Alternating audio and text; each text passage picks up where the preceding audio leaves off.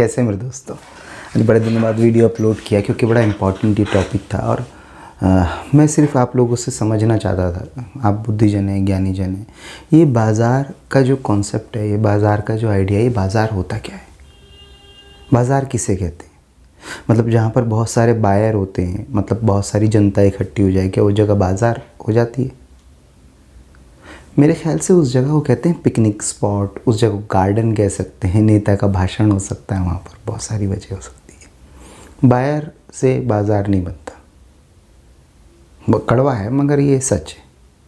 Buyer कोई entity ही नहीं है बाज़ार के अंदर, और अगर वो बायर एक एंटिटी है भी ना तो बहुत छोटी एंटिटी है। बाज़ार का मुख्य जो धावक है, जो बाज़ार बनाता है, वो है सेलर, जिसके पास प्रोडक्ट है, जिसको बेचना है। वो बाज़ार बनाता है, बाज़ार पैदा करता है। आप समझिए कहीं पे भीड़ है, या भीड़ नहीं भी है, खाली जगह है, 4 दुकानें हैं, वहाँ बाज़ार है। वो ग्राहक को बुला लेगा, बायर को बुला लेगा अपने पास, अलग अलग तरीके के प्रोपेगेंडा करेगा, अलग अलग तरीके की कहानियाँ सुनाएगा, अलग अलग तरीके की बातें बताएगा। हैं, बाबाओं के बाज़ार पहाड़ों के ऊपर चलते हैं। आप खुद सोचिए ना, आपके पास में आपको लगता है कि अब तो दुनिया आसान हो गई और आपकी सब ज़रूरत की चीज़ें आपके पास है, और ये ज़रूरत तो इंसान को रोटी, कपड़ा और एक सुरक्षित जगह की थी। और आप कहते कि कमज़ोर कैसे जीता? कमज़ोर भाई शाना होता था, कमज़ोर तब भी जी लेता, वो कोना कुपचा करते करते दूर चला जाता, लेकिन जी लेता। तो बाज़ार ने हमें चीज़ें बेची, हमें उनकी ज़रूरत का एहसास कराया और हमारे हाथ में पहुंचाई। तो मेन एंटिटी स्टॉक मार्केट में भी कुछ लोग सोचते हैं हम लोग ट्रेडर हैं, हम बाज़ार हिला देंगे, घुमा देंगे। बाज़ार का मेन जो एंटिटी है, वो जो बाज़ार में सामान को बेच रहा है। और ये ई कॉमर्स कंपनियां आमतौर पे, मतलब मैं ज़्यादा की बात तो नहीं करूँगा क्योंकि इसमें कुछ सही भी हैं, कुछ उस चीज़ को समझती हैं, लेकिन कुछ बिल्कुल भी नहीं समझती। वो बाज़ार का मुख्य एंटिटी समझती हैं कि कुछ है, बायर जो है उसका बाज़ार का मुख्य धावक है। उनमें सबसे टॉप जो मारती है, वो मारती है मीशो। वो कहती है कि ऑर्डर और अगर सेल जनरेट हो रही है मेरे पास में, और मैं डाटा के अंदर में टेक्निकली ऐसा दिख रहा है कि मेरी कंपनी ग्रो कर रही है, तो क्योंकि ऑर्डर जनरेट हो रहे हैं, क्योंकि मैंने बहुत सारे बायर को अट्रैक्ट कर लिया है, डिस्काउंट ऑफ़र ये वो अगड़म शगड़म करके, तो मेरा जो है कंपनी बहुत बढ़िया चलेगी। मुझे नहीं लगता इस तरीके से कोई भी कंपनी जो है इन फ्यूचर, ये कंपनी जो है बहुत बेहतर परफॉर्म कर सकती है अगर ये इसी अप्रोच के साथ में काम करती रही। क्योंकि देखिए, बाज़ार का मुख्य जो खिलाड़ी है वो है सेलर। अगर सेलर प्रॉफिट नहीं बनाएगा, सेलर के पास में प्रॉफिट नहीं आएगा, तो सेलर उस बाज़ार के अंदर में टिकेगा नहीं और सेलर बाज़ार से बाहर हो जाएगा। अगर आज भी हम लोग देखें कि 92-93% जो है रिटेल का बाज़ार जो है इंडिया का मजबूत है, और ऑनलाइन पे लोग नहीं जा रहे हैं क्योंकि यहाँ पर बाज़ार जो है सेलर फ्रेंडली नहीं है, और सेलर को सपोर्ट नहीं कर रहा है बाज़ार, सेलर को लॉस करवा रहा है। और मीशो जैसी कंपनियां तो ये लॉस को और भी कई गुना बढ़ा दे रही हैं, क्योंकि सेलर के नाम पर क्या कर रही है कि छोटा 50,000, 1 लाख, 2 लाख, 5 लाख की पूंजी वाले छोटे मैन्युफैक्चरर, उनको ये सपने दिखा रही हैं कि आप यहाँ पर आ जाओ, डायरेक्ट बेचो और करोड़पति बन जाओ। तो जो कि नेक्स्ट इम्पॉसिबल है, क्योंकि इनकी पॉलिसीज़ ऐसी हैं। नंबर 1 तो मीशो के ऊपर में ऑर्डर जनरेट नहीं होते हैं जब तक कि आप ऐड रन नहीं करते हो। ऐड रन करने की एक कॉस्ट है, फिर कस्टमर उसका जो है वो उसको ऐसा नहीं कि इसको सिस्टम को इम्प्रूव नहीं करवा सकते। इनके पास में पूरा डाटा होता है, पूरा सिस्टम है, इनके पास पूरा मैकेनिज़्म है, समझते हैं कौन ज़्यादा रिटर्न दे रहा है, कौन बिना बात के 1 2 3 रेटिंग करके सेलर के अकाउंट को डैमेज कर रहा है, कौन हमारा ऐसा खिलाड़ी है जहाँ पर हमारा जो है प्रोडक्ट की चोरी हो रही है, किन जगहों से हमको, मतलब इनके पास पूरा का पूरा डाटा होता है। क्योंकि सेलर आमतौर पे इसके ऊपर जाते हैं तो शुरुआत में तो सभी क्लेम खेलते हैं, तो बताते हैं कि यहाँ से, तो इनको पता लग जाता है कि ये एक जगह है जहाँ पर जो है गड़बड़ हो रही है, लेकिन ये उसके अंदर कोई सुधार मुझे लगता नहीं कि करते हैं, कोई सुधार उसके अंदर करते नहीं। इनके वही बड़े हुए RTO, वही बड़े हुए क्या कहते हैं कस्टमर रिटर्न, वही अच्छा है लिख के जो है 1 2 रेटिंग। आप एक बात बताइए, एक नया सेलर है, वो 2000-3000 प्रोडक्ट बेचेगा तो उसको 200-300 रेटिंग जनरेट होती है। मतलब सब आदमी रिएक्ट ही नहीं करते। 1000-2000 प्रोडक्ट आप बेचोगे तो उसमें से 100-200 लोग ही ऐसे होते हैं, जो 300 लोग जो रिएक्ट करते हैं। अगर उनको अच्छा लगा तो वो रख लेते हैं, और अच्छा नहीं लगा तो रिएक्ट ज़रूर करते हैं, लेकिन अच्छा लगा तो रख लेते हैं, रिएक्ट नहीं करते कि वो उसको जो है एप्रिसिएशन दें। अब वो 200-300 रेटिंग जनरेट होती है, उसके अंदर में यकीनन ज़्यादातर वो लोग होते हैं जिनको प्रोडक्ट पसंद नहीं आया, बुरा लगा, वो 1-2 रेटिंग दे देते हैं। ये इनका 25% का कुछ क्वालिटी चेक का इशू है, ये वहाँ पर जाकर सेलर का अकाउंट ब्लॉक कर देते हैं। सेलर जो है इनके भरोसे के ऊपर में माल ख़रीद के लेकर आया हुआ है, उसकी इन्वेंट्री है, उसने बनाई है, वो माल ख़राब हो रहा है। फिर ये लगातार मैंने इनका एक और चमत्कार देखा, एक सेलर पैनल है, बोले ये तुम्हारा कैटलॉग ब्लॉक होने वाला है, वो तुम्हारा कैटलॉग ब्लॉक होने वाला है, इस पे थ्रेट है, देखो इस पे कस्टमर क्या बोल के गया है, देखो उस पर कस्टमर क्या बोल के। अरे कस्टमर की बहन की आँख, उसको 200 रुपये में 20,000 की चीज़ चाहिए तो चलेगा क्या? समझ नहीं रहे कि तुम क्या बेच रहे हो।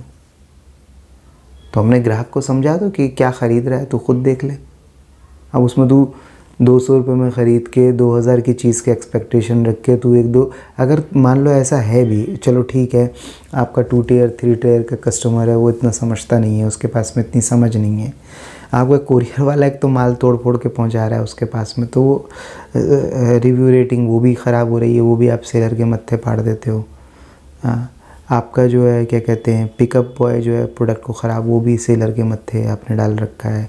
रिटर्न शिपिंग चार्जेस डाल देते हो, 10-10, 20-20, 30-30 ग्राम 60 रुपये किलो के ऊपर में खुला कोरियर बिक रहा है किसी को भी, लेकिन आप जो है 200-200, 150-150 रुपये, 100-100 रुपये शिपिंग चार्जेस ऐड कर देते हो किसी भी 10-20, 50-100 ग्राम के प्रोडक्ट के अंदर में।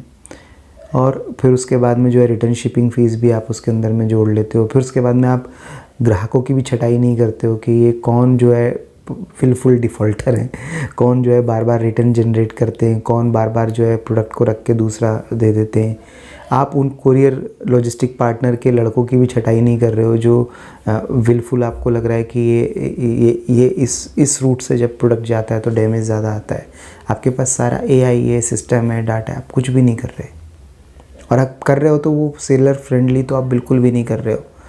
आपका सिस्टम इतना डिले चलता है। आप सेलर पैनल, आप बताइए सेलर पैनल के लिए चार्ज लेते हैं, उसके अंदर ये बताते हैं कि आपके जो ऑर्डर हैं वो कौन से ऑर्डर पे नेगेटिव रेटिंग आ रही है, आपके जो है पेमेंट कितनी आपके अकाउंट के अंदर में जा रही है, आपके अंदर जो है क्या कहते हैं कौन सा कैटलॉग जो है थ्रेट के अंदर है, और आपका जो है कितने प्रोडक्ट जो है डिस्पैच हुए हैं, कितने रास्ते के अंदर हैं, कितने डिलीवर हो गए हैं, और कितने कस्टमर रिटर्न जनरेट हो गए, और टोटल आपका क्या मतलब लेजर क्या है आपका। ये सेलर पैनल है। अब ये फ्री की चीज़ है, इसको जो है वो पेड बेचते हैं, मतलब 700-800 रुपये 900 रुपये कुछ ऐसा चार्ज करते हैं। भाई आप और सेलर, आप दोनों पार्टनर हो, और सेलर और आप मिलके बायर को खींच के लेकर आ रहे हो, जंगल में मंगल करने की कोशिश कर रहे हो। तो ये आपका फ़र्ज़ है कि ये इन्फॉर्मेशन आप सेलर को दोगे कि भैया तेरा कितना प्रोडक्ट डिस्पैच हुआ, कितना ट्रांजिट है, कितना रास्ते में पहुंच गया, कौन सा कस्टमर रिटर्न हो गया, कौन से प्रोडक्ट को तुझे बदलने की ज़रूरत है, किस प्रोडक्ट के ऊपर में तुझे काम करने की ज़रूरत है। ये आपकी रिस्पॉन्सिबिलिटी है कि आप ये सेलर को इन्फॉर्म करोगे। उसके लिए आप चार्ज काट रहे हो। ऑर्डर जनरेट करने के लिए आप ऐड के बिना ऑर्डर जनरेट नहीं कर रहे हो। आप उसको रेटिंग को जो है नीचे कर दे रहे हो, क्या कहते हैं, आप देख रहे हो 1000 डिलीवर हुए किसी सेलर के जो है, उसमें से 800 उसके रिटर्न नहीं आए, 200 में से 100 ने नेगेटिव रेटिंग दे दी और 100 ने जो है 5 दे दिया, तो उसका तो ऑब्वियसली उसका तो 50% के नीचे आ गया। आप उसका अकाउंट ब्लॉक करके बैठ जा रहे हो। आपको समझ में नहीं आ रहा 800 लोगों ने जो उसका प्रोडक्ट रख लिया है, तो वो उसका मतलब प्रोडक्ट में उसके दम है। आप वहाँ उसको सपोर्ट नहीं कर रहे हो, यहाँ सपोर्ट नहीं कर रहे हो, वहाँ थ्रेट कर रहे हो, वहाँ थ्रेट कर रहे हो। शिपिंग चार्जेस पे एक चीज़ है, कोई 50 रुपये की चीज़ है, वो नीचे लोकल मार्केट के अंदर में 150 रुपये की मिलती है। अब वो 50 रुपये की चीज़ सेलर लेकर आया, उसने 110 रुपये की लिस्ट कर दी, आपने 100 रुपये का उसके ऊपर में शिपिंग चार्ज ऐड कर दिया, वो 210 रुपये, क्योंकि नीचे 150 रुपये की मिल रही है, वहाँ 210 रुपये की जा रही है। ग्राहक उसको लौटा दे रहा है, उसकी रेटिंग ख़राब कर दे रहा है, बोले मुझे सस्ती मिल गई, नीचे मिल गई मुझे सस्ती मेरे घर के पास में। आपको समझना पड़ेगा 10-20 ग्राम के ऊपर में आपके क्या लॉजिस्टिक आपका वॉल्वो के लिए आपका इनका खुद का लॉजिस्टिक पार्टनर है, उसके अंदर में इनका कुछ भी कोई सिस्टम नहीं है। पैकेट के अंदर में से सामान गायब हो जाएगा। क्लेम अगर आप लगातार डालोगे तो उसको बताते हैं कि ये मिसबिहेव कर रहे हो, आप हमारे साथ मिस्टीरियस बिहेवियर है, आप लगातार क्लेम जनरेट कर रहे हो। अरे भाई तुम्हारा लगातार चोरी हो रही है ना, तो लगातार क्लेम कोई जनरेट करेगा सेलर। कुल मिला के ये है कि सेलर फ्रेंडली नहीं है, और नए सेलर के लिए ये जगह बिल्कुल भी मतलब नहीं है। ये जगह उन लोगों के लिए ज़रूर हो सकती है जो पुराने घात पापी थे हैं और वो पुराना धंधेबाज हैं और काफ़ी टाइम से डिस्ट्रीब्यूटर, होलसेलर या मैन्युफैक्चरर काफ़ी टाइम से वो पुराने बने हुए हैं और उनको एक बाज़ार के अंदर में तैराकी करनी है। तो उनके लिए ये बाज़ार है, यकीनन है। ई कॉमर्स का धंधा उन लोगों के लिए है। लेकिन आप ये बात बताओ कि इसके अंदर में लाखों का इन्वेस्टमेंट लगेगा, आपको कम्पिटिटिव मार्केट प्राइस के ऊपर में काम करना पड़ेगा, आपको जो है लगातार फैशन के हिसाब से, चीज़ों के हिसाब से आपको बदलना पड़ेगा। 10% की चोरी होगी और हम लोग कोई ऑर्डर जनरेट करने की गारंटी भी नहीं लेते। इस तरीके से आप बता के सब कुछ क्लियरिटी करके फिर उसके बाद आप सेलर को अपने साथ में जोड़ो। अगर ये सब हो जाता है तो उसके बाद जो है दूसरा ये कि ये प्राइस घटाने के ऊपर में इतना इनका फोकस रहता है, ख़ास तौर पे मीशो का इतना प्राइस घटाने के ऊपर में फोकस रहता है। इनको लगता है कि प्राइस घटाकर ही जो है काम चलता है। मेरे भाई, अगर आप नए सेलर हो और आप किस तरह से 50,000, 2 लाख, 5 लाख लगा के इसके साथ में ट्रैप में फंस गए हो, आप प्राइस मत घटाना। ये ऑटोमेटिक घटा दे तो इन्वेंट्री पॉज कर देना, क्योंकि मीशो क्या करता है, अपने चाचा का माल समझ के सेल लगा देता है, खुद ही प्राइस नीचे कर देता है, 50 रुपये पे कर देगा, बिक गई, ऑर्डर आ गया, दे दो। इनको ऐसा लगता है कि जैसे जो है सेलर जो है जो उस 50 रुपये दे रहा है ये पूरे सेलर की कमाई है। वो साला 100 रुपये की चीज़ खरीद के लेकर आया तो 50 रुपये का तो बेच देगा तो उसको। तो अगर आप कोई ये प्राइस रिकमेंडेशन करते हैं, आप मत मानो। आप सेलर आपस में मत लड़ो, ये प्राइस रिकमेंडेशन को मत मानो। प्राइस कैसे तय होते हैं उसके फॉर्मेशन को समझो और उस प्राइस से नीचे किसी भी हालत में मत बेचो। क्यों? आपको ये सब चीज़ें जोड़नी पड़ेंगी। अगर मीशो बिना ऐड के ऑर्डर नहीं दे रहा है तो ऐड कॉस्ट आप जोड़ो। आप कस्टमर रिटर्न अगर आपका 20% है, 10% है, आप वो जोड़ो।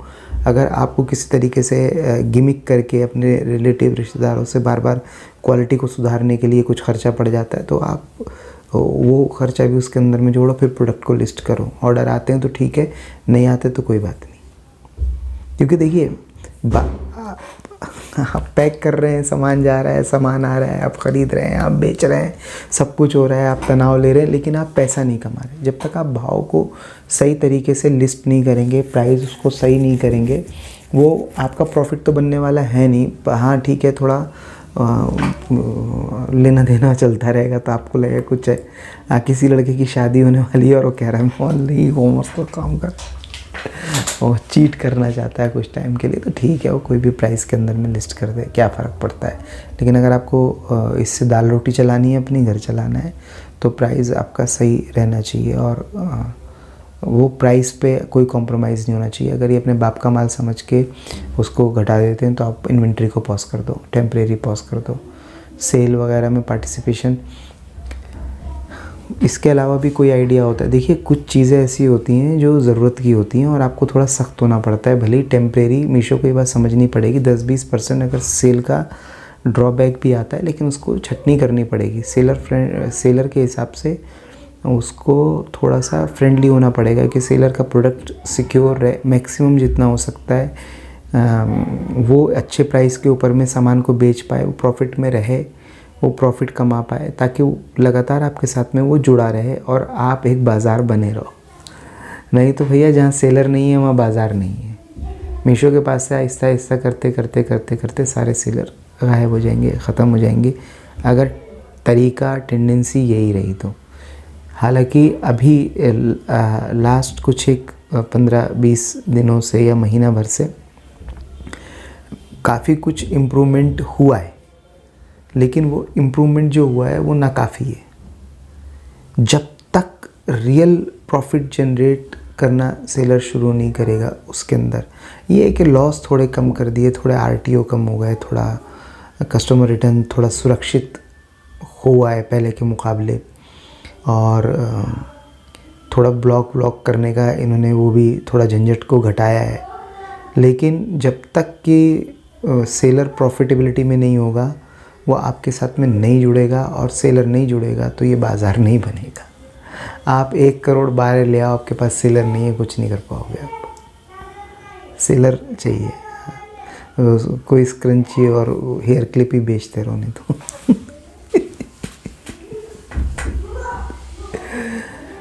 ई कॉमर्स के बिज़नेस को आप लोग समझिए, अभी ये पूरे तरीके से डेवलप नहीं हुआ है इंडिया के अंदर, भारतीय बाज़ारों में डेवलप नहीं है, और ये छोटे इन्वेस्टमेंट का काम नहीं है अभी की तारीख के अंदर में। अगर आप पुराने मैन्युफैक्चरर हैं, पुराने डिस्ट्रीब्यूटर हैं, पुराने होलसेलर हैं, और आपके पास काफ़ी बल्क के अंदर में पहले इन्वेंट्री रहती है और आपका कोई कारोबार चल ही रहा है, तो आप ऑनलाइन लिस्टिंग करके एक डिपार्टमेंट बना के 10-20 लड़कों के साथ में एक डिपार्टमेंट बना के आपने ऑनलाइन सेलिंग का बना दिया, तो आप ठीक है, वो तो उनके लिए वो जगह है, और उनसे compete करना इतना आसान नहीं है, और ख़ुद की मैन्युफैक्चरिंग यूनिट लगाना, खड़ा करना इतना आसान नहीं है। उसके लिए सबके लिए फ़ंड लगता है, और फंड इस तरह के कंपटीशन और इस तरह के समुद्र में कूद के आपके पास बनेगा नहीं। आपको फ़ंड बनाने के लिए आपको ग्राउंड पे काम करना पड़ेगा, अपने इलाके मोहल्ले के अंदर में धीरे धीरे करके कोई एक स्ट्रेंथ हासिल करनी पड़ेगी। उसके बाद आप जो है इस मैदान के अंदर में कूदिए, क्योंकि ये बिल्कुल भी सेलर फ्रेंडली नहीं है, और ये सब एक धोखा है कि विदाउट GST और कम और 0 से हीरो और हीरो से ज़ीरो, ये वैसा ही है, ऑप्शन ट्रेडिंग जैसा हिसाब किताब है। तो उससे बच के रहिए। धन्यवाद।